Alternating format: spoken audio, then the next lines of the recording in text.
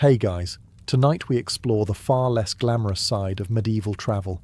Not knights, not gilded coaches, but the very real question of where your average, slightly muddy peasant would sleep if they dared venture more than a few miles from home. Now dim the lights, maybe turn on a fan for that soft background hum, the modern equivalent of livestock snoring in the next stall, and let's ease into tonight's journey together. Leaving your village as a poor peasant in the Middle Ages was not something one did lightly. It was more like announcing to the world, I'm about to suffer recreationally. Because unlike nobles with their squadrons of servants, horses and backup shoes, you were likely walking barefoot with a sack full of anxiety and maybe an onion. Most peasants didn't travel far. Why would they? The village had everything. Bad bread, debt, religious guilt, and the same 7 people you'd known since birth. But if duty called, a pilgrimage, seasonal labour, or running from your landlord's henchmen, you packed your things. Things here meaning a crust of bread, a rag cloak, and a stick for both walking and warding off geese. Journeys were long. Maps were for monks and pirates. If you didn't have a good sense of direction, you were basically just wandering until someone yelled at you in a different dialect. Distances were measured in how long until your feet start bleeding and number of times you consider sleeping in a bush. Before departure, you might ask your village priest for a blessing, ideally one that covered wolves, demons, bandits, dysentery, and overly curious farmers' daughters. If the priest liked you, he might even give you half a turnip and a worried look. Very supportive. Then came the goodbye ritual. A solemn wave from your grandmother, who was 38 but looked 93. A warning from your cousin not to get eaten, and your younger siblings trying to steal the bread out of your pocket as a send-off gift. You walked. You trudged. You regretted everything. The road was muddy, filled with carts, animals, and the occasional knight who might trample you on principle. Every mile brought new questions. Am I lost? Is that man asleep or dead? And was this a bad idea? Yes, and definitely yes. But still, you pushed on. Why? Because you had no choice. Or because your cousin said there was work in the next village. Or because a relic salesman said your sins would vanish if you walked to a monastery 3 days away. Spoiler, they didn't. And thus began your medieval journey, broke, barefoot, and with a level of optimism only possible before the blisters set in. So, you've walked all day, your feet are now more blister than flesh, and you've passed exactly 0 inns willing to house a penniless traveller who smells like damp thatch and existential regret. Time to consider the medieval peasant's most reliable shelter. The barn. Yes, the humble barn. A structure built for creatures with hooves, but frequently repurposed by creatures with poor life choices and no coin. Barns had everything a peasant could ever want in overnight accommodation. A roof, straw that wasn't entirely mouldy, and large, flat animals that radiated warmth and judgment in equal measure. But don't just wander into any old barn. First, you must engage in the sacred ritual of asking the farmer, which involved knocking on the door and praying they were sober, not armed, and didn't already have 3 strangers sleeping in their hayloft. If they said yes, congratulations. You were now the proud guest of a cow, 6 chickens, and whatever rats hadn't left for the season. Sleeping in a barn was not without its perks. The straw was scratchy, but better than dirt, and if you curled up between 2 docile oxen, your body temperature might actually rise above medieval corpse. Of course, if one of them rolled over, your travel plans might end permanently. There were also smells, deep, layered, emotional smells. Barns had a scent profile that ranged from fresh hay to barnyard cologne number 5. You didn't so much fall asleep as pass out from olfactory overload. And then came the sounds. Pigs snorting, horses chewing, and the eternal rhythmic creaking of some wooden beam that definitely sounded like it was judging your life decisions. Add in the occasional flea circus performing beneath your shirt, and you had all the makings of a cosy rural nightmare. Still, beggars and peasants couldn't be choosers. A barn meant you wouldn't freeze to death, get rained on, or be devoured by nocturnal wildlife. And come dawn, you might even get a chunk of stale bread as thanks for not stepping on the goose. In the grand hierarchy of peasant lodging, barn sat squarely between miracle and wet log. And compared to what's next on the list, sleeping outdoors, it was practically a 5-star inn. So the barn door was locked, the monastery turned you away, and the local innkeeper laughed so hard at your empty coin pouch he nearly choked on his own spit. That means only one thing. Tonight, dear traveller, you're sleeping outdoors. Let's start with the field. A classic. Flat, spacious, full of grass, and cows. Lots of cows. You might find a soft patch to lie on, assuming it's not already claimed by cow dung or thistles, which were Mother Nature's medieval equivalent of bedbugs. If you were smart, or just cowardly enough to avoid angry farmers, you aimed for the edge of a field. That way you minimised the risk of being trampled by livestock or chased off by a man named Godric, wielding a pitchfork and personal grudges. Then there were forests, an excellent option if you wanted your sleeping experience to include paranoia. Forests were quiet, yes, but in the way haunted houses are quiet. Every twig snap became a murder mystery. Every owl hoot sounded sarcastic. You didn't sleep so much as enter a shallow coma with one eye open. Plus, medieval forests were full of charming characters like wolves, bandits, and, if you asked the local priest, probably Satan himself. The wind through the trees could be soothing, but also suspicious. If you made it through the night without frostbite or tooth marks, you considered it a win. Still, some peasants actually preferred the open air, especially in warmer months. The stars were free to look at, unlike everything else, and the breeze helped mask the smell of your own unwashed body. Sure, it was damp, cold, and offered zero protection from bugs the size of regret, but at least no one charged you rent.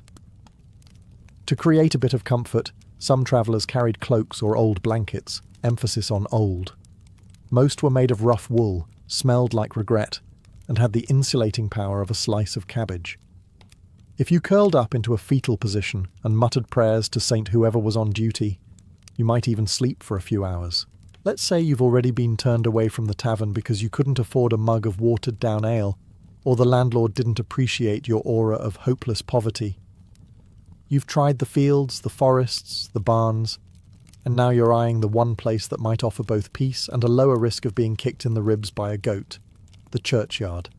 Yes, welcome to sanctified sleeping, the hallowed ground where the righteous rest in eternal peace. And you, the travelling peasant, try to get a few hours without accidentally rolling into a grave. Churchyards were surprisingly popular among the itinerant peasant class. Why? Because they were public, semi-protected, and the dead rarely complained. Sleeping near holy ground was thought to provide spiritual protection, or at the very least, discourage bandits. After all, even the most hardened thief might think twice before robbing someone within sneeze distance of a saint's femur. Of course, there were risks. Local clergy didn't always appreciate vagrants turning their graveyards into medieval campgrounds. You might be awakened by a furious monk or a nun with a broom and zero patience. And if it was near a feast day or market, you weren't alone. The churchyard could resemble a crowded slumber party for the deeply uncomfortable and unwashed. Still, there were perks.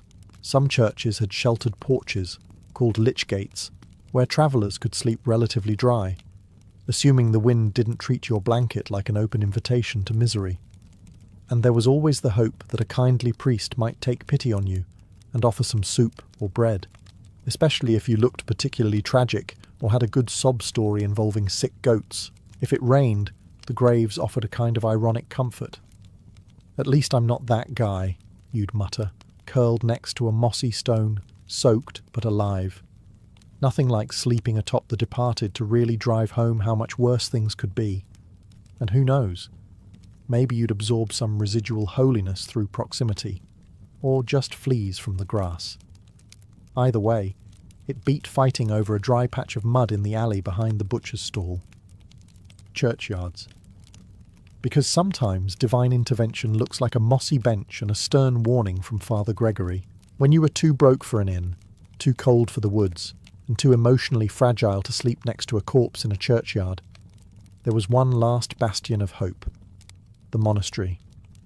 Yes, the solemn stone sanctuaries of men who had taken vows of poverty, chastity, and regrettable haircuts.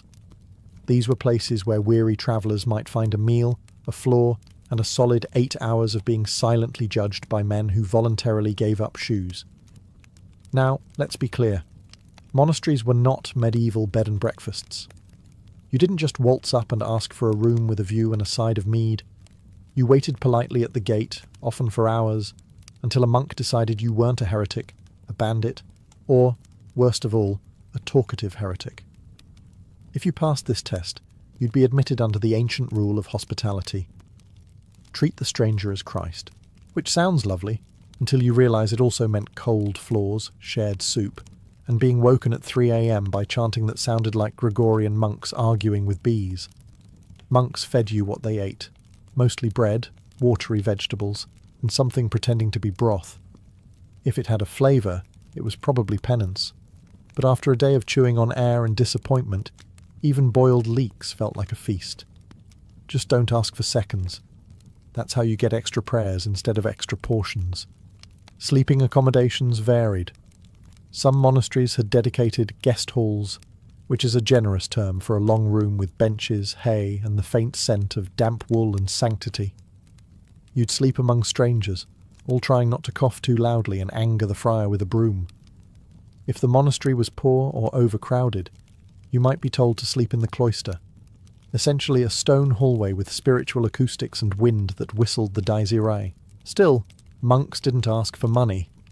All they expected in return was that you didn't steal anything, didn't blaspheme near the relics, and maybe confessed your sins, which, after 5 nights outdoors, probably included envy, wrath, and thinking about murdering a chicken. Was it luxurious? No, but it was dry, quiet, and came with just enough guilt to keep you humble. So your feet are blistered, your shoes gave up 2 villages ago, and the barn owl you tried to share a tree with last night nearly pecked your nose off. Welcome to the real medieval Airbnb, the roadside shrine. These weren't grand cathedrals or even modest chapels, more like holy vending machines. Little stone or wooden structures, sometimes containing a statue of the Virgin Mary, a local saint, or a chunk of something someone swore was once part of a martyr's femur. Positioned at crossroads or along pilgrimage routes, they served 2 main purposes: to inspire piety and to provide just enough cover for a nap without being rained on. For poor peasants on the move, these shrines became sacred snooze booths. If you were lucky, the overhang would be big enough to sit under. Even better, to huddle with your knees to your chest and pretend that damp stone was a mattress. And while shrines didn't offer food, bedding, or bathrooms, they did offer one priceless thing: plausible deniability. If someone found you snoring at the foot of St. Mildred, you could always claim to be praying. Loudly. In your sleep. Now, of course, not every shrine welcomed freeloading travellers. Some were lovingly maintained by villagers who didn't appreciate your muddy presence ruining the aesthetic. But others were so remote that even the squirrels had forgotten them. For a weary traveller, that was basically 5-star luxury. It helped that no one wanted to rob a shrine. Bad luck, you see.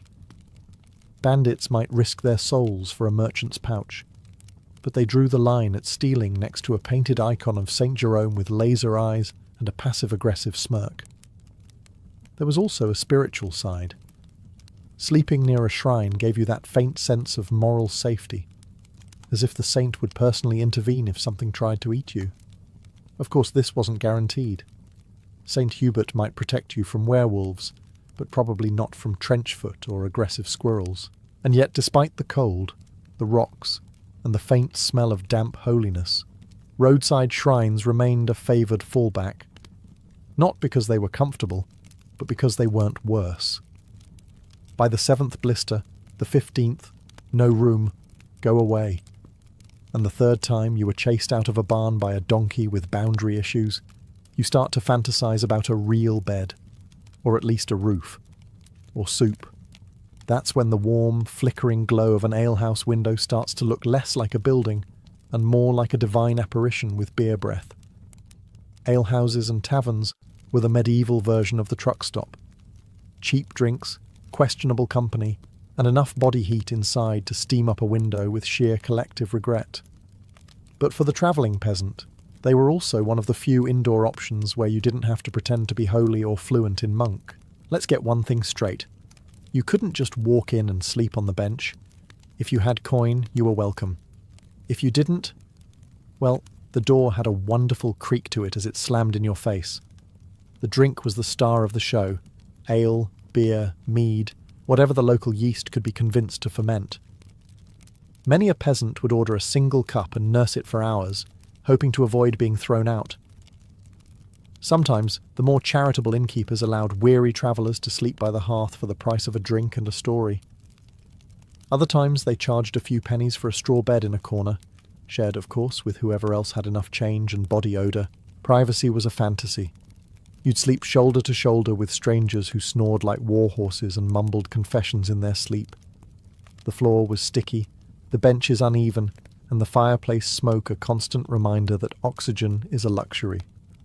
But it was warm, and if you closed your eyes tight enough, you could pretend the rats were just small, curious cats. Sometimes there were songs, sometimes fights. Occasionally, both at once. But even amid the shouting and spilled ale, there was a strange comfort in it all, a reminder that you were still part of the grand, grimy flow of humanity. Taverns, where warmth cost money, but sleep came free with enough ale. Picture this. It's getting dark, the wolves are howling, or maybe just some very aggressive sheep, and your options are down to sleep in a puddle or knock on the door of a stranger who probably hasn't had a bath since Easter. Time to activate the peasant's final survival strategy, begging for shelter. This wasn't quite the modern Airbnb experience. There were no reviews, no app, and certainly no fresh linens. It was more like a roulette wheel with fleas. You picked a house that didn't look too murdery, walked up humbly, and pleaded with whoever answered the door for a place by the fire. If you were lucky, the owner would take pity on your blistered feet and let you in. If you were unlucky, they'd let the dog answer instead. Some families, especially in rural areas, were more hospitable. Maybe they remembered what it was like to travel, or maybe they just liked the gossip that came with hosting a stranger. A good story was worth more than a hot bath after all. Mostly because no one remembered what hot baths were. You'd usually be given the least offensive corner of the house, near the hearth if you were lucky, near the goat pen if you weren't. Bedding ranged from straw and an old cloak to a suspiciously crunchy pile of rags. But at least it was indoors. You might even get a meal, a hunk of bread, maybe some root vegetable stew, and water that didn't glow in the dark. In return, you were expected to behave like a saint.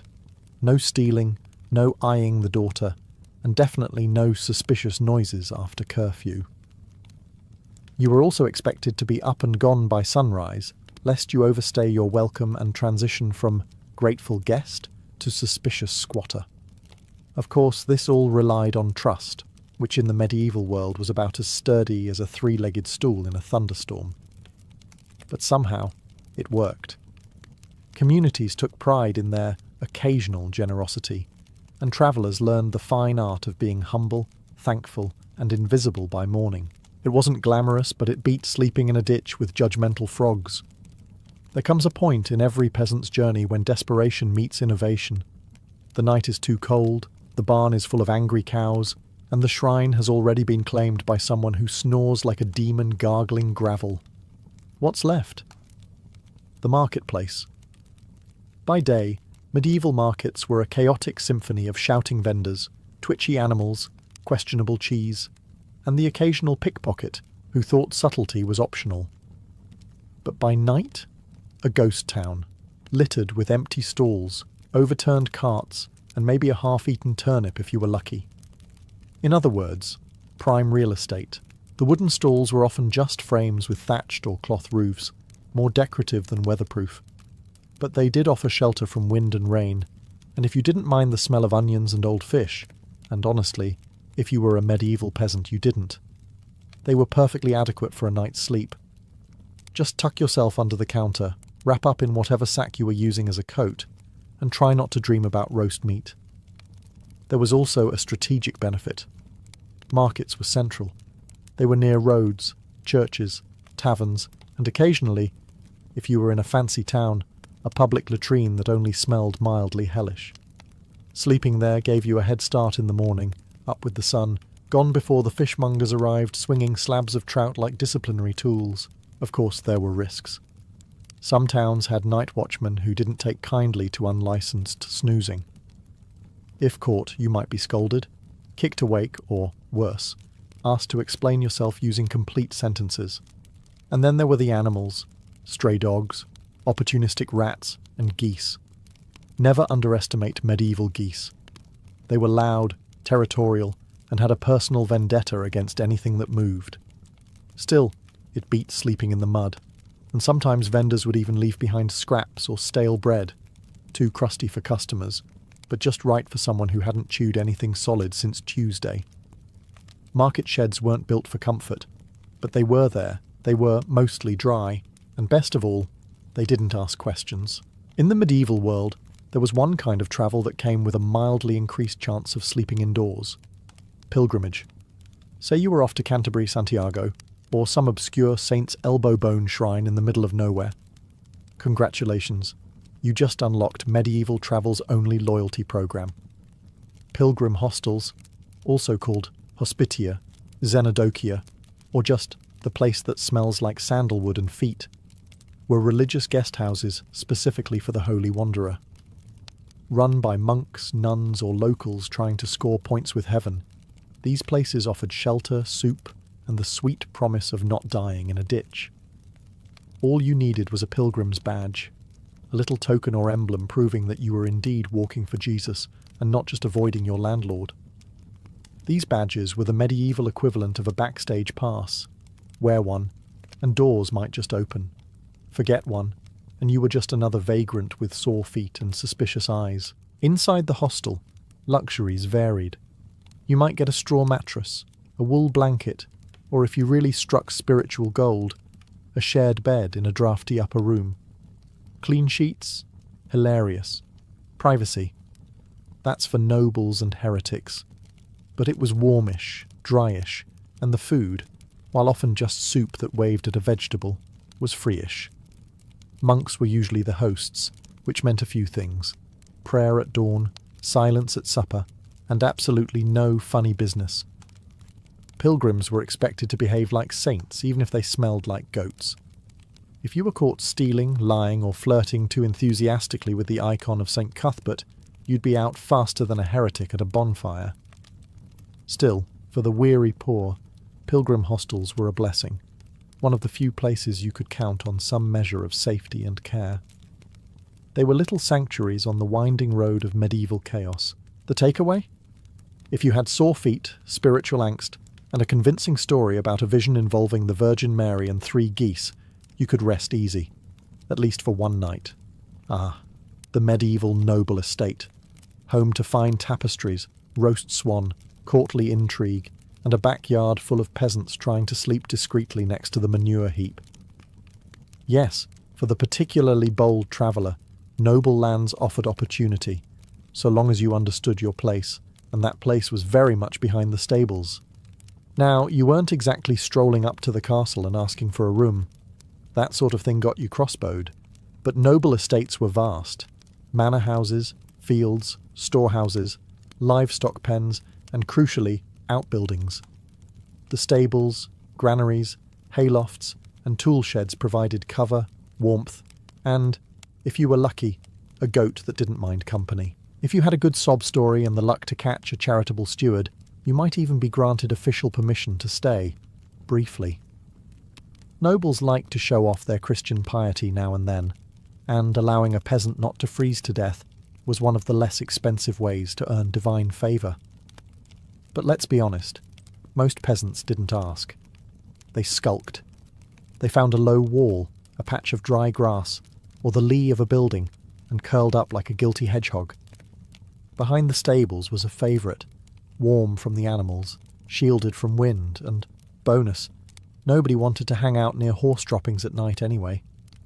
Instant privacy. Risks abounded, of course. If a guard spotted you, you might be chased off or roughed up, depending on how bored he was. If the noble was particularly paranoid, you might be accused of being a poacher, a thief, or just too scruffy to be tolerated. And if the livestock didn't like you, well, let's just say being kicked by a medieval donkey was a character-building experience. Still, for the desperate, noble lands were tempting. They had resources, fences, and a tendency to leave things lying around unsupervised. Just don't touch the apples, or the pigs, or the fence, or anything really. Be invisible, be quiet, and move on before dawn, because nothing ruins a noble's breakfast quite like discovering an unconscious peasant snoring behind the compost pile. In the great medieval game of where can I sleep without dying or paying, abandoned buildings were the jackpot. Sure, they were collapsing, full of rats, and almost certainly cursed. But did we mention they were free? The beauty of an abandoned cottage, burnt-out smithy, or ruined mill was that no one cared. Nobles didn't send guards after you, monks didn't expect you to pray, and tavern keepers didn't charge you a kidney for a bowl of gruel. If you could get past the gaping holes in the roof and the unsettling whispers when the wind blew through the rafters, you were golden. These structures were often relics of better, or at least less plague-ridden times. A village abandoned during the Black Death? Ghost town. A watchtower no longer needed because the invading horde got bored? Empty and scenic. That old bathhouse that burned down after someone lit a candle near the oils? Smelled weird, but hey, 4 walls are 4 walls. Peasants didn't ask questions. They saw a roof, partial, a door, optional, and floor space, rat-infested, but still space. You stuffed some straw in a corner, maybe used your sack as a pillow, and hoped the spirit of whatever peasant died there before you was feeling generous. Of course, medieval superstition didn't help. Everyone knew abandoned places were haunted. That's why they were abandoned. Wailing noises? Must be a ghost? Cold draft? Ghost? Creepy goat staring through the window at 3 a.m? Probably a ghost. But also probably just a goat? Probably. Still, if you were poor and travelling, haunted buildings were often safer than sleeping out in the open. They offered shelter from rain, wind, wolves, and worse, other humans.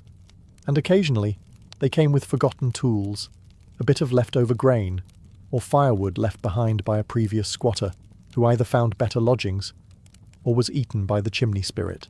You didn't brag about staying in these places. You didn't make eye contact with them in daylight. But when night fell, and you were cold, alone, and one sore ankle away from collapsing, an abandoned hovel was a gift from the gods, or at least from someone who wasn't coming back. In the grand tapestry of medieval life, stitched with famine, plague, and people tossing chamber pots out of windows, there existed, believe it or not, the occasional kind stranger. Not often, mind you. But every once in a while, a peasant traveller hit the lottery and met someone who didn't immediately treat them like lice in human form. These rare individuals came in various shapes. An old widow who remembered what it was like to be poor, a tired farmer who had an extra crust of bread and a half-cleared barn, or a pious merchant who genuinely believed Matthew 25:35 wasn't just decorative Latin. Whatever the reason, they saw a stranger, raised an eyebrow, and said, "All right, you can sleep near the pig?" Sleep. No one expected a feather bed or roasted goose. But a roof, a fire, and something vaguely edible? That was a medieval miracle. In return, the peasant usually offered to chop wood, fetch water, or pretend to understand the host's complaints about the tax collector. Of course, not every kind stranger was purely altruistic. Sometimes kindness came with a request. Watch the kids, scare off wolves, help fix a wheelbarrow that last saw maintenance during the Crusades. Still, it was a fair trade compared to being mugged by bandits or eaten by wild dogs. The danger, naturally, was that not every stranger who looked kind was. There were scams, traps, and the occasional innkeeper who'd let you sleep under his roof, then accidentally forget to mention the lice infestation until you'd already started scratching. But those were just the risks of the road. Word of mouth helped. Villagers whispered names of good folk. Old Marta near the river. Brother Anselm 2 valleys over. That weird shepherd with a soft spot for travellers and sheep alike. These weren't hostels. They were whispers of hope, scattered across the map like breadcrumbs. So yes, sometimes the desperate traveller found a fire, a bowl of stew, and a smile that didn't look suspicious. And in a world where trust was as rare as fresh bread in February, that meant everything. Just don't overstay your welcome. Even kindness had a checkout time. Let's clear one thing up right away. When we say poor peasants slept with animals, we're talking about proximity, not passion. This isn't 50 Shades of Hay. It's about survival. Cold, damp, wheezing in the dark survival. Because when winter came knocking, and the only thing between you and hypothermia was a pig named Marjorie, you cuddled up and tried not to think about the smell. Animals were medieval central heating. Cows, sheep, goats, and pigs radiated warmth like big wheezing radiators that occasionally tried to eat your bedding. In many peasant homes, especially those humble enough to qualify as livestock inclusive, there wasn't much of a separation between living quarters and barn. The pig got one corner, you got the other, and the chicken wandered wherever it wanted because no one had the energy to argue with it. On the road, it was no different. Sleep near an ox cart? You've got wind protection and 2,000 pounds of beefy body heat. Find a roadside farm and charm your way into the barn? That's deluxe accommodation compared to sleeping under a tree with a wet sock and a grudge. Even a drafty goat shed beat shivering alone in the woods, unless the goat was territorial. Some were. You learned that the hard way. Sure, there were drawbacks. Lice, fleas, questionable smells, midnight noises that made you rethink your life choices. But in the peasant economy of shelter, beggars couldn't be sniffy. And if you could manage not to roll into the cow's personal space and get kicked into next week, it was a surprisingly effective survival strategy. Occasionally, you even bonded with the animals. That sheep that didn't trample your foot? She was your new best friend. The donkey that didn't bite when you leaned on it for warmth? Practically family. The pig that snorted at your snoring but let you stay? A saint. Sleeping with animals wasn't just common, it was smart, practical, and in many ways more dependable than humans. Animals didn't judge your patched tunic, ask invasive questions, or demand coins you didn't have. They just existed, snorted, and kept you warm, which, in the grand medieval scheme of things, made them excellent roommates. So you made it. You trudged through mud, slept beside goats, begged bread crusts from strangers, got sneezed on by monks, and maybe didn't get robbed every night. Congratulations. Now you get to do it all over again, in reverse. The return journey for a poor peasant wasn't some glorious homecoming. It was more like retracing your own bad decisions while slightly more dehydrated and 30% more lice-infested. You weren't just tired. You were spiritually, emotionally, and physically deflated, like a wine bladder that's been stepped on by a mule. And yet, somehow, you were wiser. Not in the way nobles are wise after reading Cicero by a fire. No, you were peasant-wise. You knew which barns had the soft hay, which roadside shrines didn't reek of goat urine, and which taverns had innkeepers who didn't water down the ale too much. You even had a mental map of which dogs bite, and which just bark. Your expectations had also adjusted. Before, you were optimistic enough to think someone might offer you a bed. Now, you saw a dry ditch and thought, luxury, that soggy loaf of bread you traded for your last wooden spoon. Best deal I've made all week. And that monk who offered you soup and a 45-minute lecture on sin. At least it was warm. Perhaps the most painful part was knowing that no one back home would believe a word of it. Oh sure, they'd say. You slept in a churchyard, dined on beetroot soup with Benedictines, and avoided a plague outbreak by hiding under a broken wagon. Right. But in your lice-bitten, blister-ridden heart, you knew. You'd survived the medieval road. You'd faced hunger, cold, and awkward silences with donkeys. You'd made it through the medieval hospitality lottery and lived to tell the tale. Though you'd probably wait until after a bath. The journey changed you. Your tunic was torn, your dignity mildly eroded, and your feet. Best not to talk about your feet, but your worldview was broader. You knew the kindness of strangers, the utility of goats, and the spiritual redemption of sleeping in places you swore you'd never mention again. You left as a peasant. You returned as, well, still a peasant, but one with stories. And that's something. In Tudor England, fashion was never just fabric stitched together. It was a bold statement, a social contract worn on the body. Every ruff, every jewelled gown, every carefully chosen sleeve was a sentence in the ongoing dialogue of wealth, power, and hierarchy. Clothes spoke louder than words, and to dress was to communicate.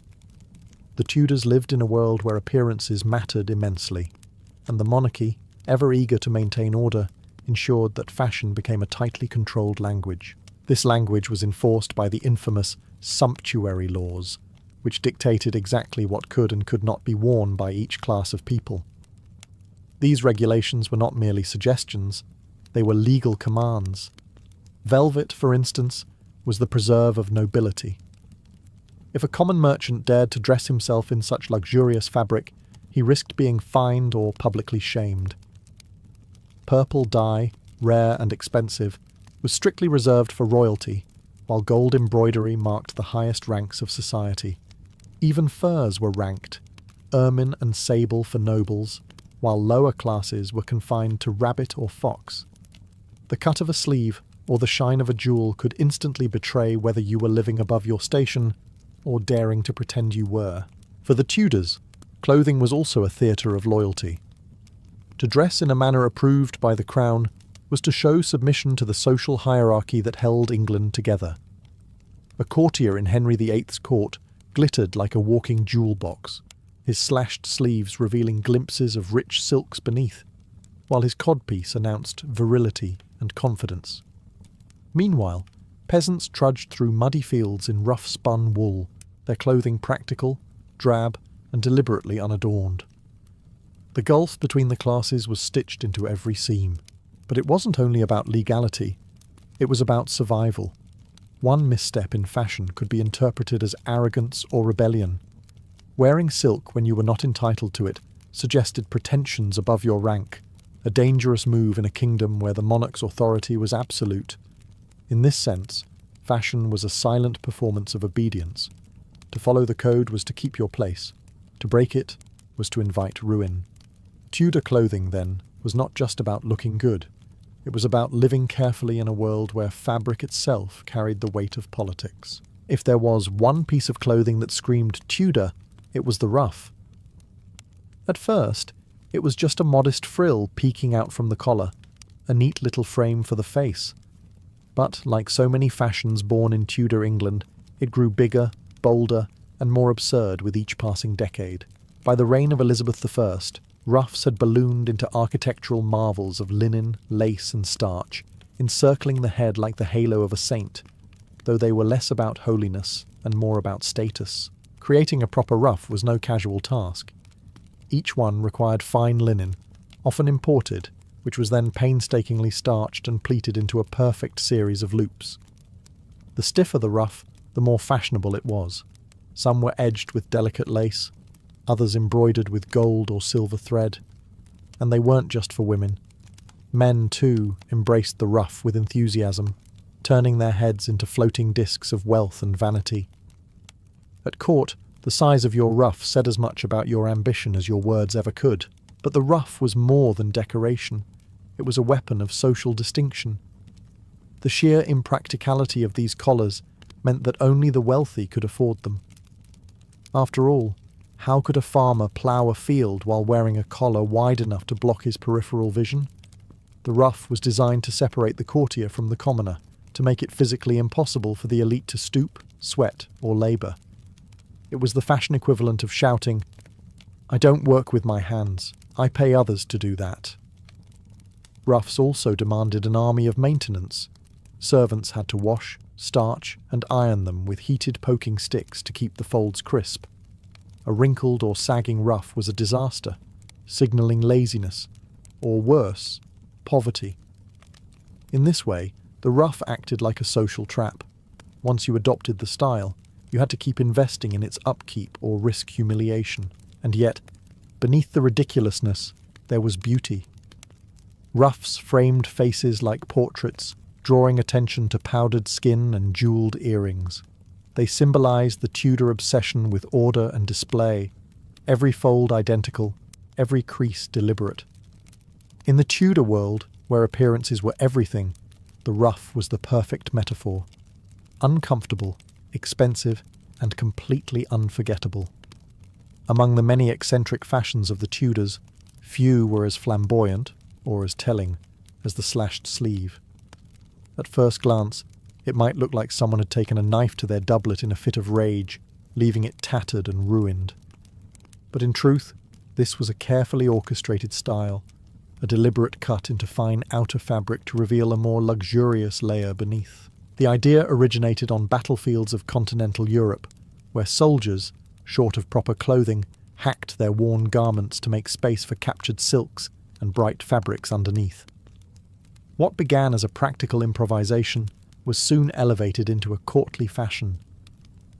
In Tudor England, slashes became an art form. Noblemen strutted about with sleeves sliced into precise patterns, through which vibrant silk or velvet puffed out in contrast.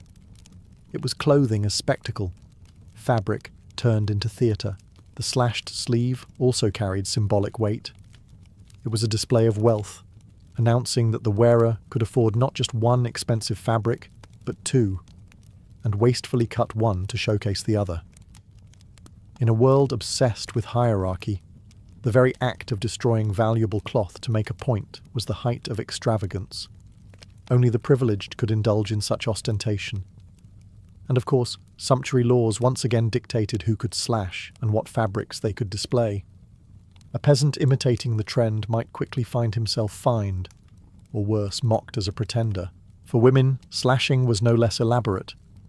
Gowns were cut open at sleeves or bodices, allowing contrasting undergarments to peek through. Combined with embroidery, jewels, and flowing ribbons, a woman's dress became a layered tapestry of colours and textures, designed to dazzle the eye. The effect was both playful and powerful, allowing wearers to manipulate attention. What was revealed and what remained hidden became a form of controlled seduction. Yet the practicality was almost non-existent. Slashed clothing snagged easily, required constant repair, and demanded skilled tailors to arrange the underlayers properly. But practicality was never the point. Tudor dress existed to proclaim, "I am wealthy enough to wear the impractical." Fashion was deliberately uncomfortable, deliberately difficult, because ease was the privilege of the labourer. The courtier's role was to impress, not to toil. Slashed sleeves, then, were more than mere decoration. They were a metaphor for Tudor life itself, an age of surface brilliance, carefully orchestrated display, and the constant tension between what was shown and what was concealed. If the ruff framed the face and slashed sleeves teased the eye, the jewelled gown was the full symphony of Tudor wealth on display. These gowns were not mere garments, they were walking treasuries, heavy with gemstones, pearls, embroidery, and precious metals stitched directly into the fabric. For Tudor women at court, especially queens and noble ladies, a gown was less about comfort and more about making a statement the moment they entered a room. Power, prestige, and divine favour. Take, for instance, Anne Boleyn, who understood better than most the language of clothing. She dazzled Henry VIII with her French-inspired gowns, rich in detail and exotic in flair. Elizabeth I, her daughter, elevated this to new heights. The Virgin Queen appeared in gowns so encrusted with pearls that foreign ambassadors reported her as a vision of light. Pearls, after all, symbolised purity, a calculated message for a monarch who styled herself as England's eternal maiden. Every jewel was propaganda, sewn not just into fabric, but into the imagination of all who gazed upon her. But the extravagance went beyond symbolism. it was also sheer intimidation. Jewelled gowns were astonishingly expensive, requiring not just fine cloth like velvet or satin, but also embroidery done with gold and silver thread. Small armies of seamstresses, embroiderers and jewellers collaborated to create a single dress. Some gowns were so heavy with adornments that the wearer could scarcely move without assistance.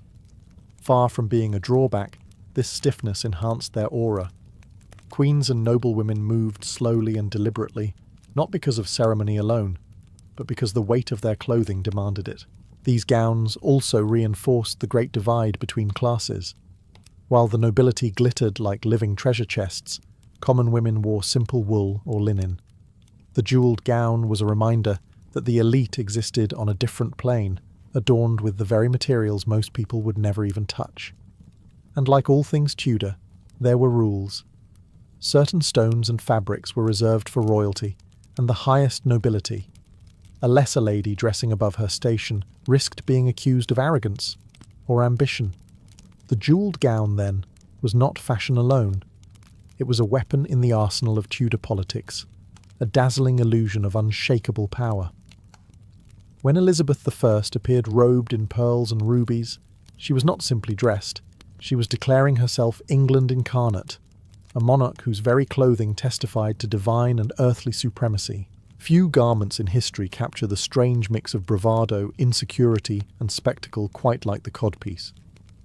In Tudor England, this curious addition to men's attire became the ultimate symbol of masculinity, wealth, and, quite bluntly, virility. What began as a practical flap of fabric to cover the gap between a man's hose quickly evolved into something much more, an exaggerated pouch, padded and sometimes even jewelled, that made a man's groin the literal centerpiece of his outfit.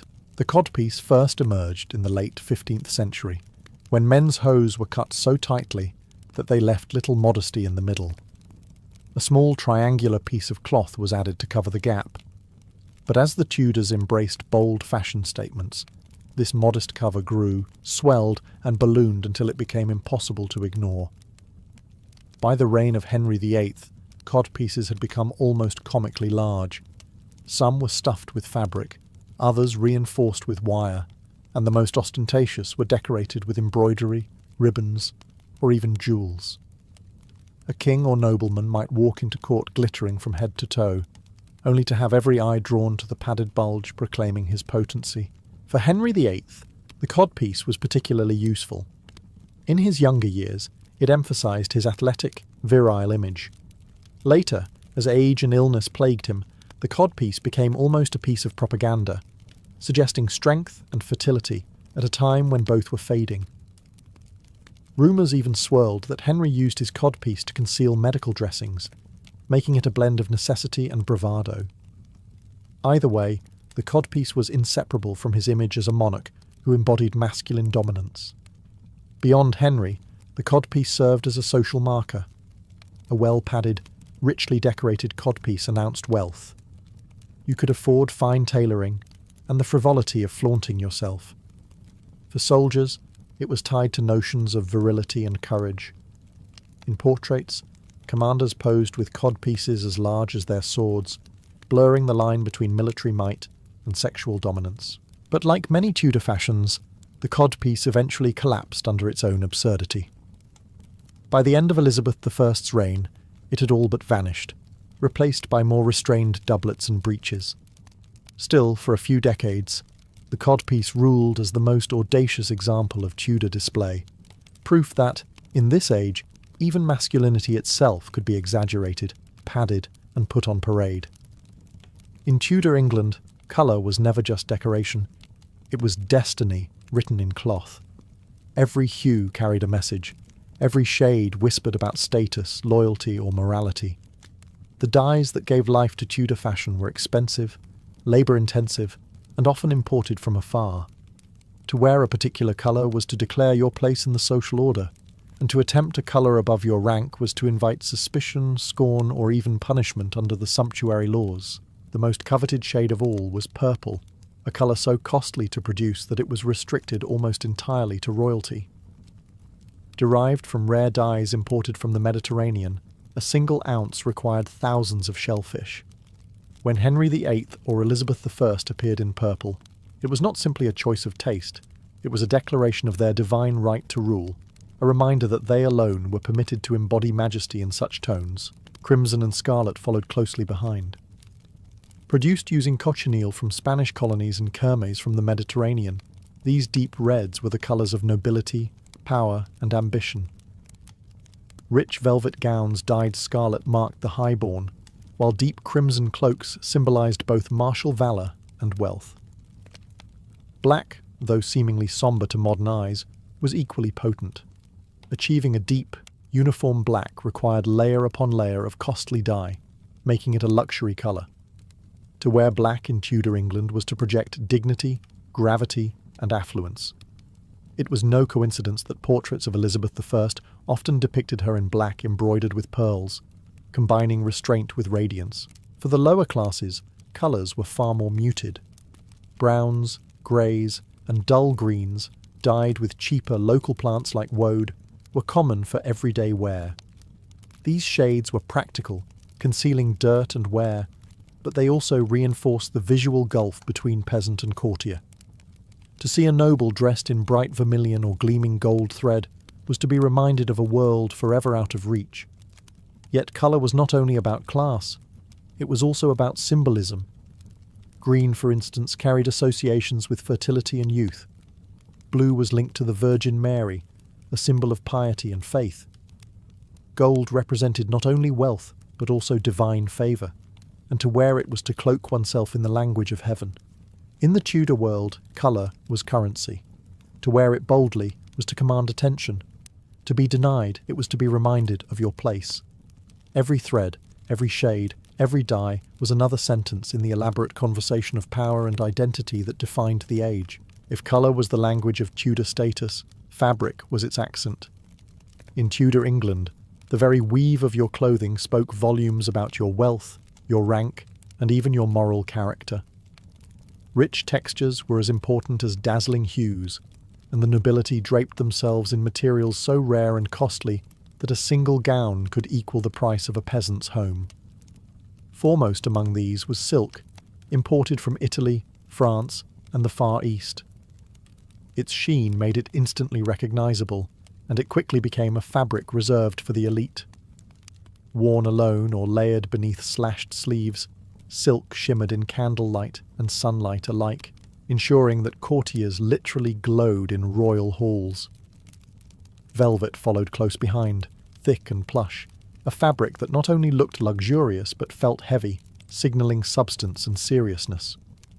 Velvet in crimson or deep green was a staple of noble wardrobes, and its very expense was a barrier against the lower ranks. Satin and damask added further richness. Damask, with its intricate patterns woven directly into the fabric, gave depth and texture to gowns and doublets, while satin's glossy surface created a smooth, almost liquid finish. These were not materials meant for the dirt and toil of daily life. They were meant for display, shimmering proofs that the wearer lived above labour. Fur, too, played its part. A Tudor gown lined with ermine, sable or lynx signalled the wearer's lofty status. Lesser furs, fox, rabbit, or lamb, were deemed suitable for those lower down the chain. Fur was warmth, yes, but more importantly, it was hierarchy stitched into the very lining of your coat. Henry VIII adored fur, often appearing in portraits swaddled in vast, fur-lined robes that made him seem larger than life, both literally and symbolically. Even linen and wool, though more common, were carefully graded. The finest linens, bleached to a dazzling white, were used for shirts and smocks close to the body, serving as a canvas for jewels and embroidery. Ordinary folk wore coarse wool in natural tones, durable and practical. But among nobles, even wool could be transformed, dyed rich colours, and woven into fine cloth. The texture of Tudor fashion was never accidental. Rough against smooth, matte against glossy. These contrasts created visual drama, emphasizing wealth through deliberate extravagance. In a society where appearances defined destiny, fabric itself became a tool of power. The Tudor elite did not merely wear clothes, they weaponized texture, weaving their authority into every stitch. In Tudor England, no outfit was complete without the finishing touches. Accessories were not afterthoughts. They were essential declarations of taste, wealth, and identity. A nobleman or lady stepping into court would never appear unfinished. Every hat feather, jewel, and shoe buckle added another layer to the performance of status. Hats were especially important. For men, the flat cap or bonnet, often adorned with feathers and jewelled brooches, was standard at court. These hats could be simple or wildly elaborate, depending on rank. Henry VIII was rarely seen without a broad fur-trimmed cap glittering with gems. For women, hoods were the accessory of choice. The French hood, introduced by Anne Boleyn, framed the face with a rounded edge, allowing a tantalizing glimpse of hair beneath. In contrast, the gabled hood, favoured by Catherine of Aragon, formed a rigid triangular shape, echoing the rooflines of Tudor houses. Each choice was political as much as personal. Adopting one hood over another aligned a woman with a particular faction or fashion trend. Jewellery served as both adornment and declaration. Necklaces of pearls and gold chains draped across gowns, rings sparkled on every finger, and girdles, jewelled belts, cinched the waist. For Elizabeth I, pearls became her signature, symbolising purity and reinforcing her cultivated image as the Virgin Queen. Courtiers, desperate to impress, followed suit, dripping in gemstones even when their estates were drowning in debt. To appear poor in jewellery at court was to appear powerless. Shoes might seem like an afterthought, but in Tudor fashion, even footwear carried meaning. Men's shoes, known as duckbill shoes, were flat, wide, and often stuffed to exaggerate their shape. Some were slashed like sleeves, revealing rich fabrics beneath. Women's shoes, meanwhile, were often hidden under long gowns but still crafted from fine leather, velvet, or silk. For indoor wear, both sexes sometimes used slippers embroidered with gold thread. The wealthy also had pattens, wooden platforms worn under shoes to elevate them above the mud, a practical necessity in a world where streets doubled as sewers. Accessories were more than decoration. They were weapons of first impressions. A noble's fortune could be measured not just in land or titles, but in the glitter of his hatpin or the shimmer of his wife's girdle. In the Tudor court, where appearance was currency, accessories were coins in the richest treasury of all, the body itself. Tudor clothing was never simply about covering the body, it was a carefully woven tapestry of identity, authority, and symbolism. To step into a Tudor gown or doublet was to step into a role, one dictated not only by personal taste, but by the crown itself. Every ruff, every jewel, every puffed sleeve was part of a script that defined who you were allowed to be in the rigid hierarchy of Tudor England. For the monarch, fashion was a stage. Henry VIII's vast fur-lined coats and monstrous codpieces projected dominance, virility, and wealth. Even as his body weakened beneath the burden of age and disease, Elizabeth I turned her gowns into armour of image, each encrusted with pearls, suns, and symbolic embroidery that cast her not just as a queen but as a living icon. She mastered the art of dressing as politics, understanding that a single appearance could reinforce her legitimacy and awe her subjects more powerfully than any speech. For the nobility, clothing became both privilege and prison. They glittered in velvets and jewels, but those luxuries came at staggering expense. Families bankrupted themselves to keep up appearances at court, for to appear poorly dressed was to appear irrelevant. Fashion was as much about survival in politics as it was about beauty.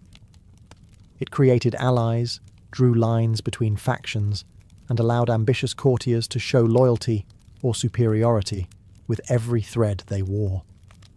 For the common people, the symbolism was more sobering. Their drab wool tunics and plain dresses marked them as firmly outside the spectacle. They were reminded daily that colour, fabric, and excess were privileges reserved for others. Clothing kept the social order visible at all times, making inequality impossible to ignore. Yet the legacy of Tudor fashion endures far beyond its century. Today, the image of a Tudor ruff or a jewelled gown instantly conjures the grandeur and excess of the age. Fashion historians see in these clothes not only beauty, but also politics, ambition, and propaganda. In many ways, Tudor fashion foreshadowed the modern obsession with image, where what we wear still communicates status, values, and identity. In the end, Tudor fashion was more than a matter of taste. It was the visible expression of power itself. To dress like a Tudor was to participate in a grand performance, one where fabric and thread spoke louder than words, and where identity was stitched, embroidered, and paraded for all to see. To step into a medieval Arab bazaar was to enter the living soul of the city. Cairo, Baghdad, and Damascus were not defined only by their mosques, palaces, or schools of learning. They pulsed with life in the sprawling marketplaces, where every sense was overwhelmed. The bazaar was more than a place to buy and sell. It was the stage on which daily life unfolded, where fortunes were made, reputations built, and news spread faster than any courier. From dawn until dusk, the streets were alive with movement. Tents and wooden awnings stretched overhead, shading shoppers from the fierce sun, while narrow lanes wound in twisting paths that seemed endless. The air was thick with aromas that told the story of empire: saffron and cardamom from India, frankincense from Arabia, musk from Central Asia, and the ever-present perfume of roasting lamb and bread pulled fresh from clay ovens. In one alley, you might hear the clang of a coppersmith hammering a pot into shape. In the next, the soft rustle of silks being unfurled before eager buyers. The bazaar was a theatre of voices. Merchants shouted praise of their wares, swearing on their honour that their spices were fresher, their fabrics finer, their prices fairer than the man in the next stall. Haggling was not only expected, but celebrated, a ritual that bound buyer and seller in a dance of wit and patience. To pay the first price offered was a mark of inexperience, even shame. Yet commerce was only half the story. The bazaar was also the gossip mill of the city, where news of distant wars, court intrigues, or the latest scandal in the governor's palace spread like wildfire. Travellers, pilgrims, and traders carried stories from as far as Andalusia and Samarkand, making the market a hub of cultural exchange. Here, a scholar might debate theology beside a butcher's stall, while a poet recited verses to a curious crowd. For ordinary citizens, the bazaar was the centre of community life. It was where a father might choose a bride's dowry cloth, where a mother brought her children to taste sweet honey cakes, and where neighbours shared whispered news over cups of steaming coffee or tea. In these bustling lanes, the city's identity was woven together, not in stone or parchment, but in trade, conversation, and daily human connection. If the medieval Arab bazaar had a signature, it was its fragrance. To walk its winding streets was to be enveloped in a tapestry of aromas, each one a thread linking the city to lands far beyond its walls. Spices and perfumes were not merely commodities, they were luxuries, medicines, status symbols, and in some cases, weapons of diplomacy.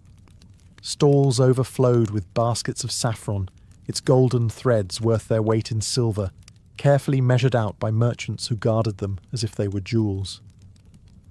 Cinnamon and cloves arrived from India and the Indonesian Isles, transported by camel caravans and dhows across seas and deserts. Black pepper, so commonplace today, was then a luxury spice, a prized seasoning for elite households. Cardamom pods, nutmeg, and ginger were stacked in neat piles, their strong fragrances perfuming the air long before the customer reached the stall. Perfume sellers added another layer to this sensory theatre. In their shops, carved wooden shelves displayed bottles filled with rosewater from Persia, musk from Tibet, ambergris carried by sailors from the Indian Ocean, and frankincense harvested in Arabia. Perfumes were more than adornments. They played a central role in religious rituals, courtly life, and medicine. Physicians prescribed them to balance humours, while nobles used them to mark social distinction. The Prophet Muhammad himself had praised perfume, and in medieval Islamic society, scent was considered a reflection of cleanliness, piety, and refinement. Every purchase came with performance. Sellers invited customers to inhale the sharp bite of saffron or rub a drop of oil on their skin. They boasted of distant origins, from the mountains of Yemen, from the ships of Gujarat, and sometimes exaggerated, for in the bazaar, storytelling was as important as the product itself. Buyers, in turn, haggled not only over price, but over the prestige of the purchase. To walk home with a pouch of imported cinnamon was to carry a symbol of wealth just as much as food. But spices and perfumes were more than luxuries. They were bridges between worlds. Each whiff was a reminder that Cairo, Baghdad, and Damascus were not isolated cities, but crossroads of empire. The scents of the bazaar told of caravans trudging across deserts, ships sailing monsoon winds, and merchants weaving a network that stretched from China to Andalusia. In this fragrant economy, the bazaar was not just local, it was global, its air thick with the breath of half the world. If spices gave the bazaar its fragrance, textiles gave it its colour. The markets of Cairo, Baghdad, and Damascus dazzled with fabric, rolls of silk glowing like liquid light, carpets spread across the ground like woven gardens, and bolts of cotton stacked in every hue imaginable. In a society where clothing reflected rank, wealth, and taste, textiles were not just commodities, but powerful symbols of identity.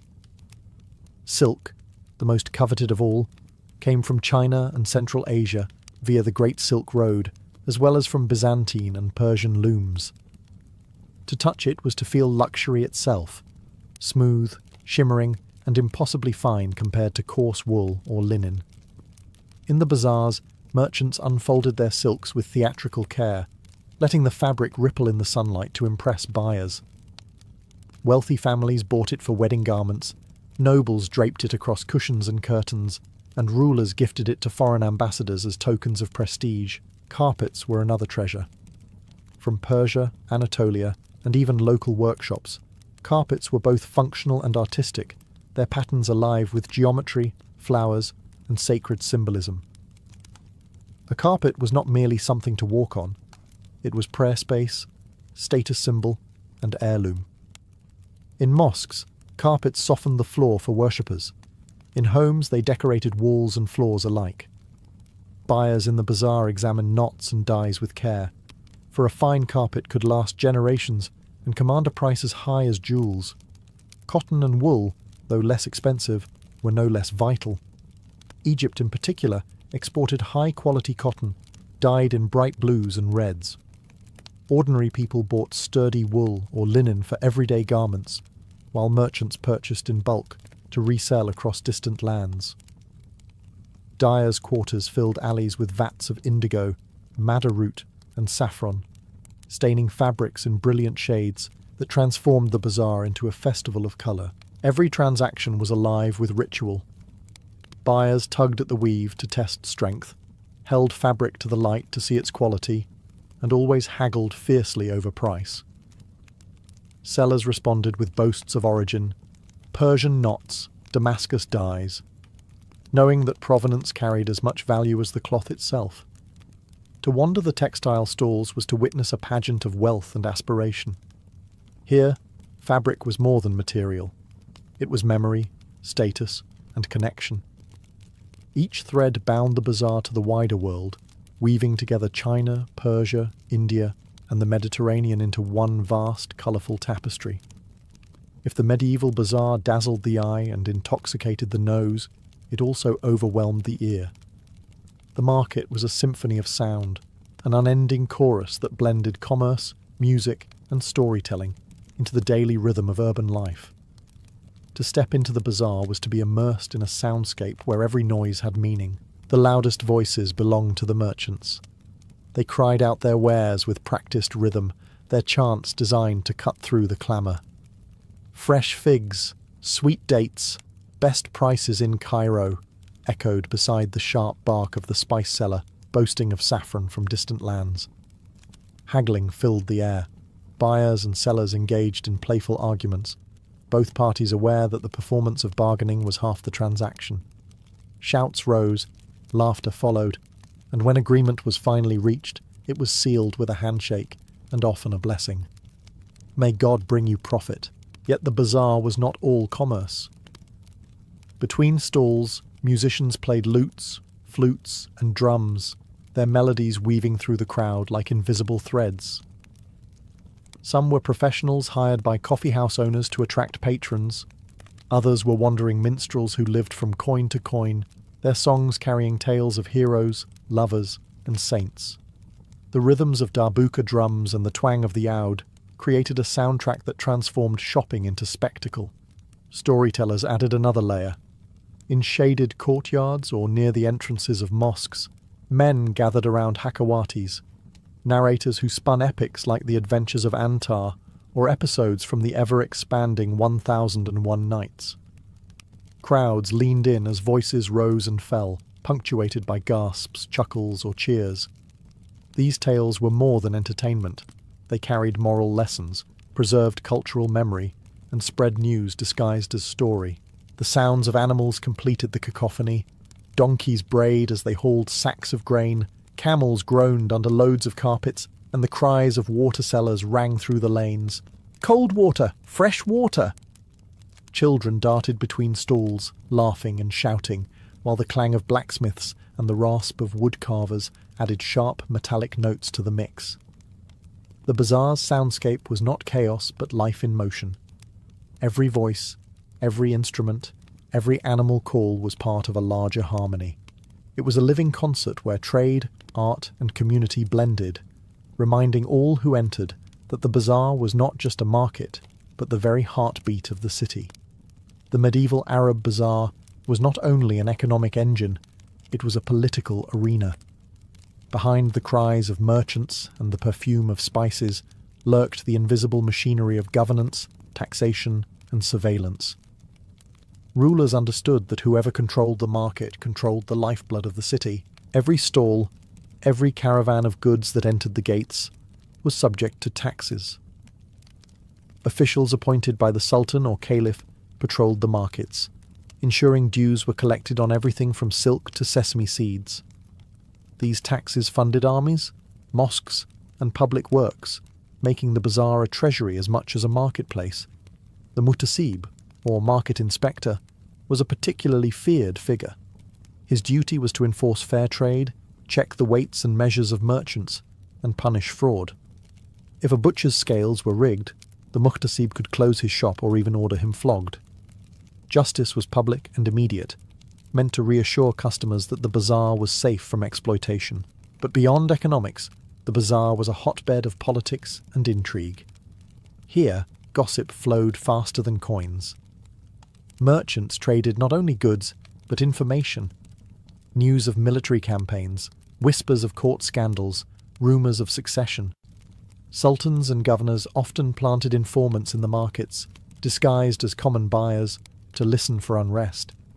A careless joke about taxation, or a muttered complaint about the ruler, could find its way back to the palace by evening. The bazaar also provided a stage for displays of authority. Processions of rulers or governors often began or ended there, reminding the people of their presence.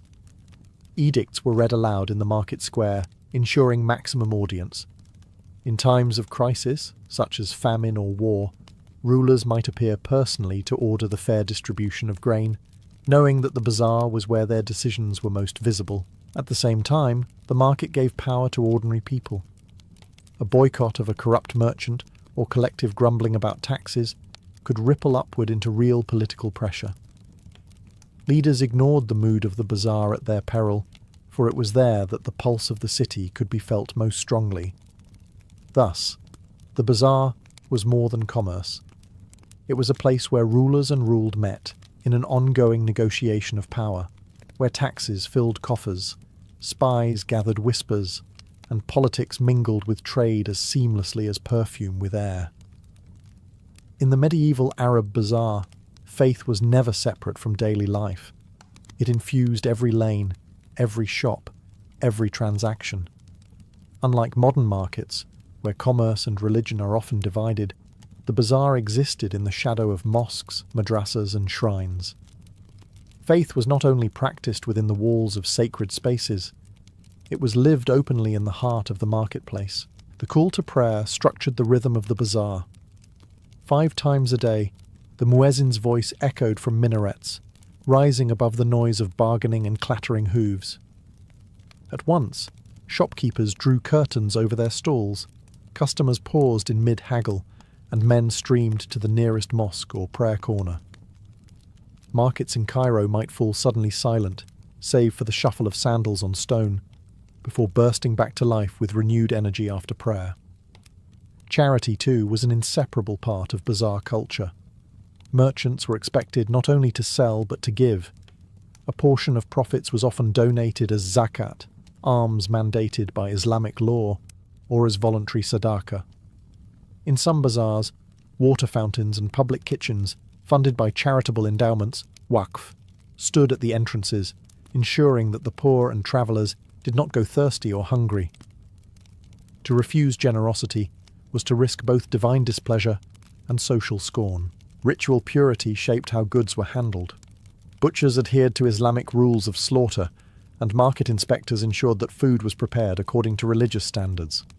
Perfume sellers invoked hadiths praising cleanliness, while scribes often copied Quranic verses for sale alongside poetry.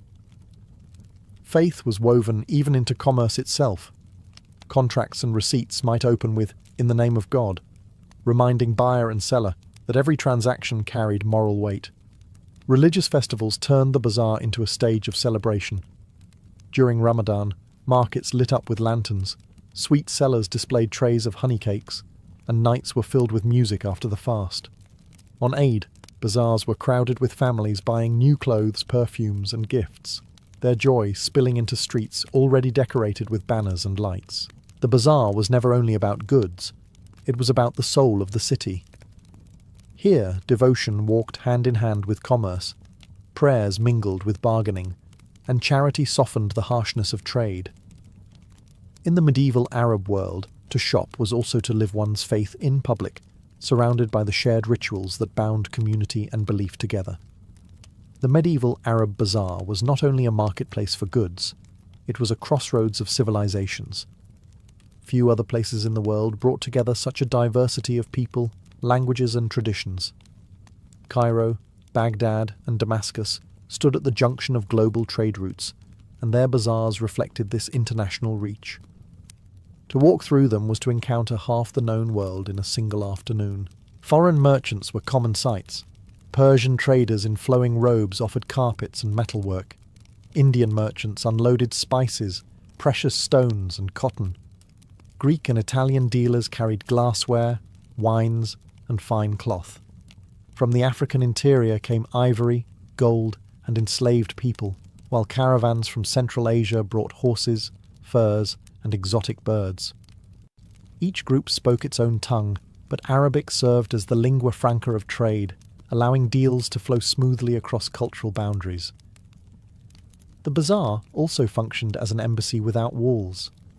Diplomats and envoys often visited markets to observe local wealth and gauge the mood of the city. Deals struck here could shape alliances, while disputes could escalate into political crises. In this way, bazaars served as informal stages of diplomacy, where trust and suspicion mingled as tangibly as the scents of cinnamon and musk. But the cultural exchange was not limited to politics or commerce. It extended to knowledge. In Baghdad's bazaars, booksellers sold volumes of philosophy, medicine and astronomy, many translated from Greek, Persian and Sanskrit into Arabic. Scholars browsed alongside merchants, and ideas travelled with goods.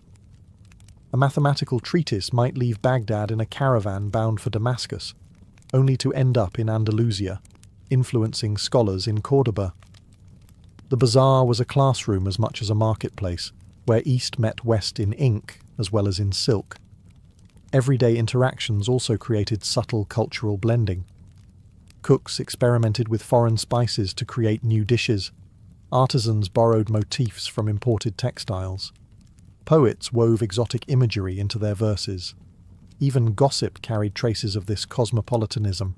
As stories from distant lands mingled with local tales, the Arab bazaar, then, was more than a place of trade. It was a meeting ground of worlds. Here, cultures collided, mingled, and reshaped one another. Standing in a crowded alleyway, surrounded by goods and voices from across continents, a medieval shopper might feel as if the entire globe had come to their doorstep. Though the bazaar was a marketplace, it was also a stage for entertainment and a meeting ground for community life. People came not only to buy spices, silks or carpets, but to see and be seen, to enjoy diversions, and to connect with the pulse of the city.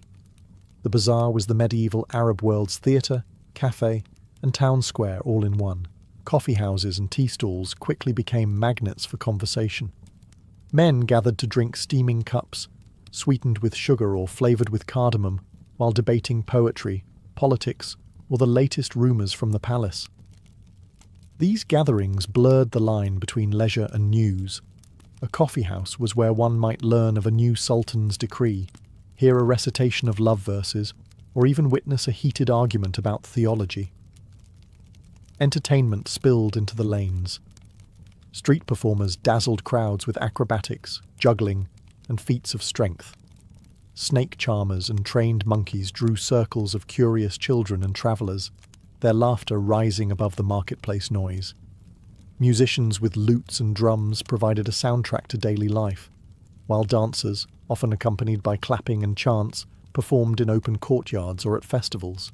The storytellers, the Hakawatis, were among the most beloved figures. Sitting on stools or platforms, they recited epics and romances that transported audiences far beyond the bazaar's walls. Tales of heroes like Antar, or fantastical adventures from what would become 1001 Nights, were shared in episodes, keeping listeners returning day after day to hear the next installment. These stories carried moral lessons, preserved cultural memory, and reminded audiences of their shared heritage. The bazaar was also a place of sociability for women, though their participation was shaped by custom and region. Women shopped for household goods, fabrics, and perfumes, often accompanied by relatives or servants. Within these errands, friendships were reinforced, dowries negotiated, and family alliances strengthened. The bazaar thus became a social bridge, binding households into the wider fabric of urban life. Festivals transformed the market into a carnival. During Ramadan, lanterns lit the night, sweet sellers offered trays of honey pastries, and storytellers kept crowds enchanted until dawn. On holidays like Eid, entire families flocked to the bazaar in their finest clothes, filling the alleys with joy and celebration. The bazaar was never only about trade, it was where people gathered to live.